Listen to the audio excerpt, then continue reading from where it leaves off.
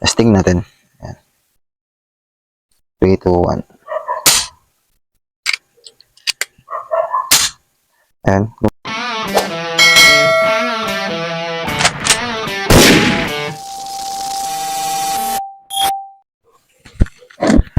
So, yun na sa, what's up sa inyo mga basero. Bali, long time no upload tayo ulit. So, yung pasensya na at natatambakan ako ng mga gawa kasi. Kaya hindi na ako nakapag-record, kailangan ako matapos sila agad. So, yun, ito. Isang project na ang natapos ko ngayon. Bali, T6 multishot ito. So, you can see naman, di ba? Bali, hindi ko na nabidyohan yung process nung paggawa ko dito. Dahil yun nga, kailangan ko mag-focus sa paggawa. Pahirap maggawa ng video o mag-record ng video nang habang gumagawa ka rin ng trabaho. Ayan. Kasi ako lahat ng ano ito, wala akong kasama, wala akong tumutulong sa akin, ako lang mag-isa. Yung gawa ko na tapos record ko, video ko pa. Tsaka hindi rin ako makapaggawa ng habang nag-record dito kasi wala akong sariling workshop. Nasa labas lang ako ng bahay namin gumagawa. Kaya ayun, wala tayong process nung paggawa ko dito. Bali, ang ginagawa ko nga pala dito is nagpapabutas ako sa machine shop para sa barrel, sa valve, tsaka sa may sa plenum o yung kabitan ng regulator para sa tangke, tsaka yung hammer. Bali, yan, papakita ko sa inyo yung plano na binibigay ko sa machine shop na binubutas nila para kung sakaling gusto nyong gumawa o gayahin itong gawa ko. Ito. Screenshot nyo na lang kung gusto nyo. So, yun, bali, yan nga, buo lang to na rectangular bar na T6. Tapos ako na nagkakat dito, kinakat ko yan. At ito, lahat ng nakikita nyo na design nya is gawa ko lang gamit ay drill press. Yung syempre mga drill bit na end mill. Yan to, tsaka iba pang mga bala ng barena. Drill press lang gamit ko dito. Tapos ginagamitan ko na siya ng XY na table na nabibili lang din sa Shopee at Lazada. Yan. Sa mga di naniwala, may video ako na ginawa ko na T6 multi-shot din na receiver. Kaso nga lang, hindi ko siya ginamitan ng end mill. Ito kasi ginamitan ko na ito ng end mill. Kasi nag-upgrade tayo ng drill natin. Mas stable na siya. Kasi dati yung ginagamit ko na drill press, yung kulay green, kung naalala nyo yun. Ano siya, maalog. Ano siya, mapalag. Kaya hindi ko siya ginagamitan noon ng end mill. Kasi yung end mill kasi masyadong matalim. Kapag ano yun, masyadong mabibrate, is masisira niya yung material natin. Pero ito ngayon, ginagamit ko na siya ng end mill. So, yun. Ang sukat nga pala itong ginamit ko dito is 32mm yung kapal, 3 inches yung taas, tapos yung haba niya ay 6.5 inches. Bali kasi bumili ako ng 13mm na aluminum T6 bar na ganyang kahaba. Pinat ko lang sa gitna kaya 6.5. Pero ang kadalasan kasi niya is 6 inches lang yung normal. Pero iba ginagawa 7 inches. Pero itong ginawa ko 6.5 inches lang siya. Kaya ayun, medyo mahaba yung sa may part dito ng sa may hammer. Pero good side naman dun is hindi ako mahihirapan na pagsiksikin yung mga components niya sa loob. Pinabasa ko na lang dito para hindi masyado mahaba. Tsaka medyo may forma na rin siya. So yan, bali ito yung mga internals niya. Stainless karamihan dito maliban sa ibang tornilyo. Pero may mga tornilyo pa rin dyan na stainless. Yan, bali buuin na natin siya. Umpisan natin dito sa may gauge ng plenum. Yan, ito yung gauge niya. 3000 PSI yung capacity. Tapos ang ginagawa ko dito bang seal ng hangin is ganito. Bungee washer. Ito yung mga nasa hydraulic na preno sa mga disc brake na motor. Ito yun. Ito siya. Sakong-sakto siya dito sa thread ng ating gauge. Bali dito siya nakalagay sa gilid. Yun nga pala. Yung link pala. Yung bali na sa gitna. Ito yung link ng hangin niya is nandito sa loob. Kung mapansin nyo yun. Binatasan ko magkabilaan. Yan. Isa dito. Isa doon. Bali ang ginamit dyan is hindi drill bit lang. Ginamit ko siya ng end mill para hindi siya liliko. Pag drill bit kasi ang ginamit ko dito is liliko. Hindi kaya nung drill bit na pahalang. Kaya yan. End mill yung ginamit ko dyan na 4mm yung talim. Tapos ito naman tayo sa timbol. Yung timbol, syempre multi-shot. Gagamitan natin ng magazine. Kaya need natin talaga ng timbol. Kasi pag barrel lang, kawawa yung barrel mo yung mga o-ring. Pag magpaklas kabit ka. Mas maganda talaga may timbol. Kasi nandyan din yung hahawak ng magazine natin. Ayan. Tapos, lock na screw. Sa ibabaw niya ay M5 na grab screw. Ito. Same lang siya ng lock ng barrel. Ayan, yung dalawa na to. Para yun sa barrel. Sunod ay yung ating bolt o yung probe. O yung iba tawag pellet pusher. Hindi na alam ko ng tamang tawag dyan. Pero yan, probe na tawag ko dyan simula. Pero alam ko talaga yung probe yung mismong tumutulak. Pero probe na rin tawag ko sa kanya. O yung iba, bolt. So, may screw lang tayo dito. Ito na yung pinaka-link nung sa side lever natin. Link na rin sa hammer. Isahan na lang para tipid. Ayan. Medyo mahirap nga lang ipasok. Yun. Pumasok din. Natsyempuhan din. Ayan. Ito natin maigi. Tapos, ito pa rin side lever natin. Sarili design ko. Ayan. Ganyan lang siya. Tapos yung pinaka niya ay stainless. Maliban sa screw, yung screw hindi. Steel siya. Kasi ito, hindi ko alam kung stainless to o brass. Kasi kulay stainless siya, pero pag naliha ko na nagiging brass yung kulay. Hindi rin naman siya namamagnet. Tapos nilagyan ko nga pala ng ganito. Kanal na dito. Para hindi siya maalog pag nakalak. Less wiggle. Ayan. Ayan siya. Pag nakaganyan siya, walang alog. Hindi mo siya maalog. Pero pag banda dito na, pero ang konti lang naman. Lalo pag nakalak na, wala na talaga. Tapos next is yung hammer natin. Ay, may nakalimutan pala akong iyan yung bulb. Pakita ko na rin sa inyo. Tanggalin eh. Pero ito yung pinaka-bulb natin. Stainless. Bali, tatanggal siya para madali mag-maintenance. Madali kang mag-replace dito. Kung kailangan siya i-replace, kung magkaroon siya ng gasgas. Bali, tagusan lang siya dito sa loob nito. Sundutin mo lang dyan. Kasi kailangan tanggalin yung hammer para matanggal mo siya. Kasi yan nga lang, medyo mahirap din siya ikabit. Bali, pag o-ring pala, nilalagyan ko ng lubricant. Yung gamit ko ito, petroleum jelly. Kasi wala akong silicone oil. Yan, pagalingan na lang magtapat. Wala lang itatapat yung butas. Sabihin natin na lang kung tumapat. Kailangan natin itanggalin yung timbol.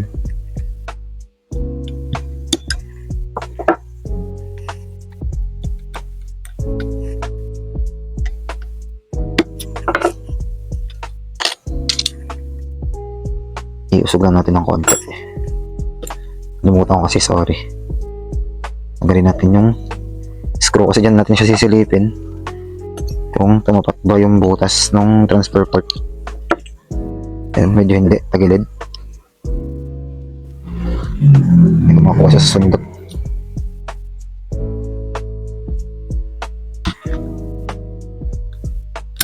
Yun, tumapat din. Yun pala, pag narinig nyo yung click na yun, pasok na yung ating o-ring. Nakita na siya. Balik na natin yung timbol.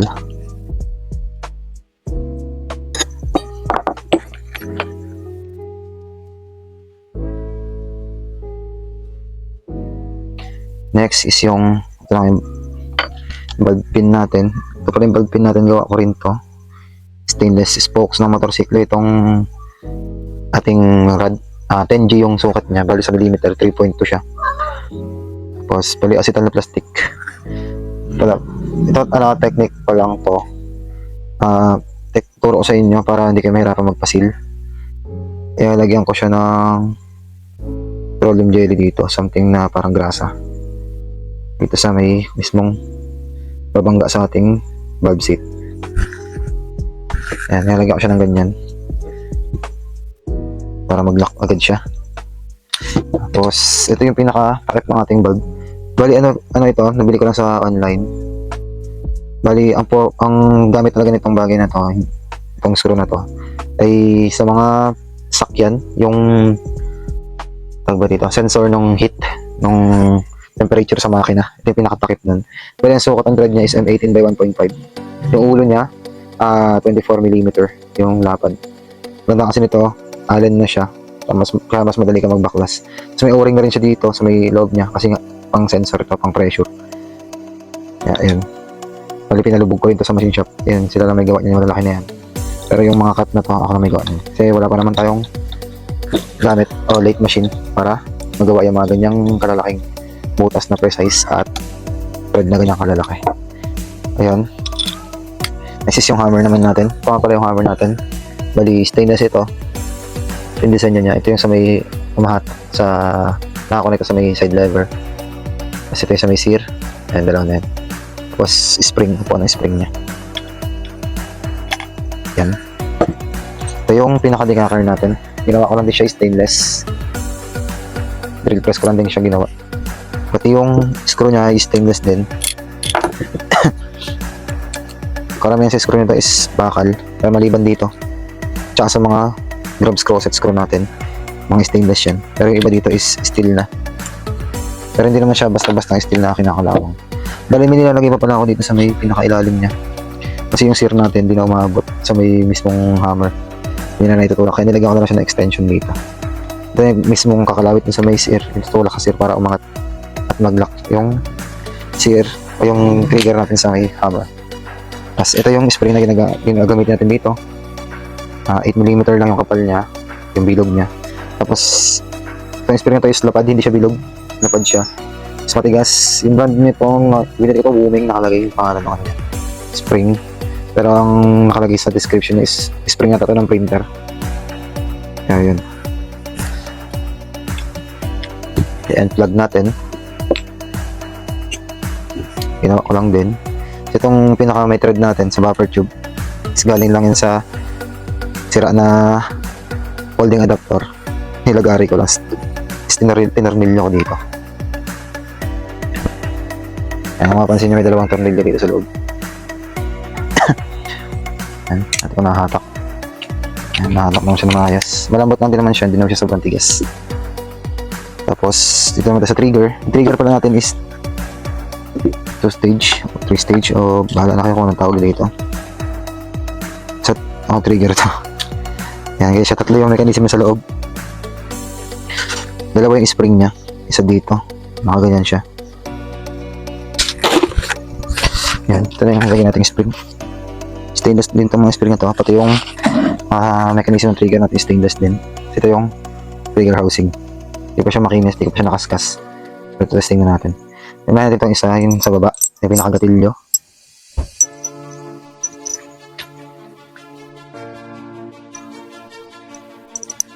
Yan. Simple lang naman yung design niya. Sunod natin is ito, yung sa gitna. Pero yung spring muna ilagay natin.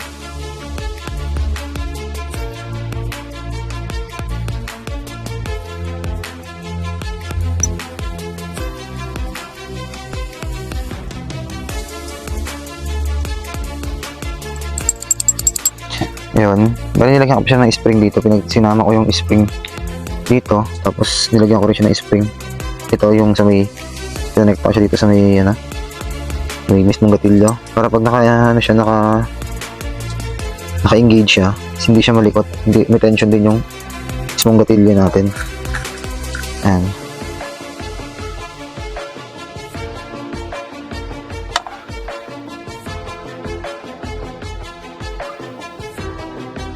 Ayan. May tension siya. Hindi siya sobrang tigas, hindi siya sobrang lambot. Kasi pag sobrang lambot niyan, yung feather touch na sinasabi nila, maganda yun sa competition. Ito kasi delikado pag pag sobrang lambot. Para sa akin delikado yun. Kasi konting kalabit mo lang is bibitaw na yung hammer natin. O para yun yung vibes, puputok na siya. Balikan nyo nga pala siya pag dinaanan siya ng hammer. Tulak niya to, papatong naman tong pinakasirit yung sumasabit sa may hammer. Yan, kalabit mo, bababa lang yan. Pagandaan kasi sa sa ganitong trigger, tong sear na ganito. Hindi na atras yung hammer natin para bumitaw siya. Bababa lang siya, yuyuko lang siya. Wala nang sasabitan yung hammer, dire-diretso na siya papalo. Kabit na natin. Nga pala siya. Yung tornilyo.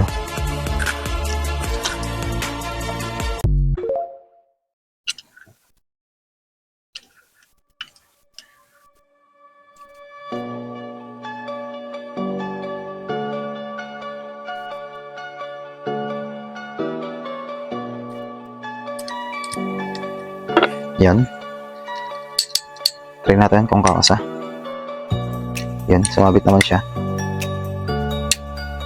Ngayon, testing natin kung magsisil yung pinaka ano natin, bulb. Mga pala yung tester. Nagawa ko lang sa machine shop. I6 lang siya na tube. Sling lang siya ng takip.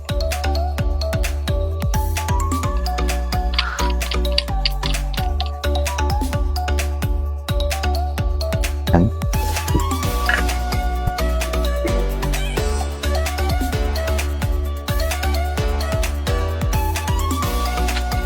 Testing natin.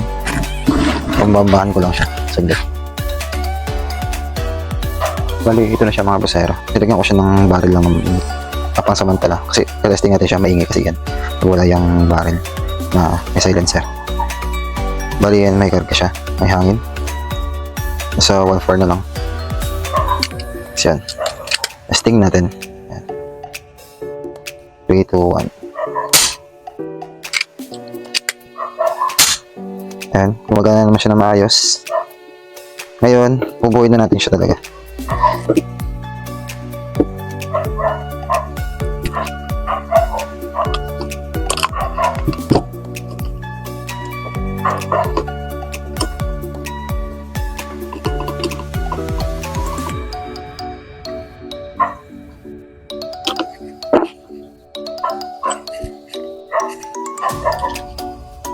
Yung pinaka-bats.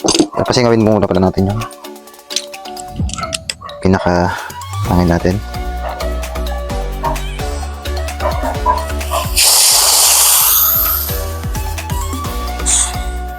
So, papalit na natin yung tangke niya. Gawin na natin yung barrel.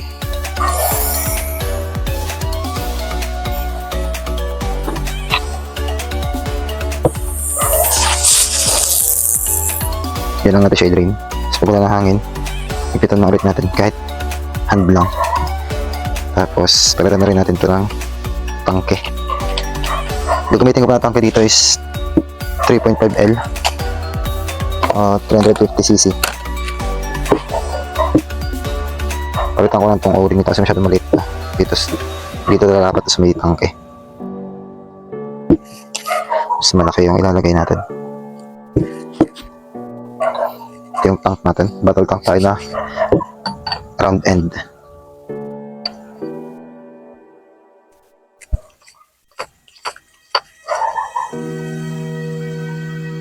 Yan. So ito naman sa may butt stop natin.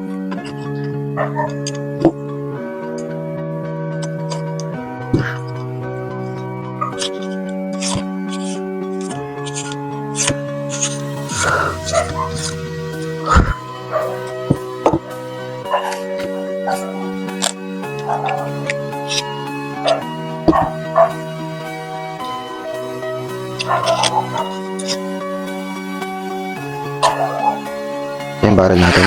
Steel barrel pa rin gagamitin ko dito. Yung gusto ng client, yung may-ari nito. Ito natin ito.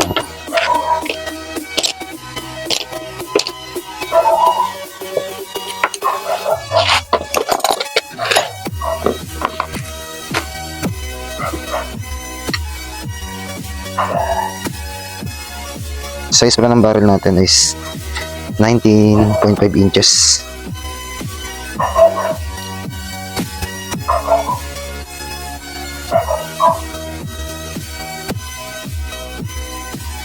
Yan.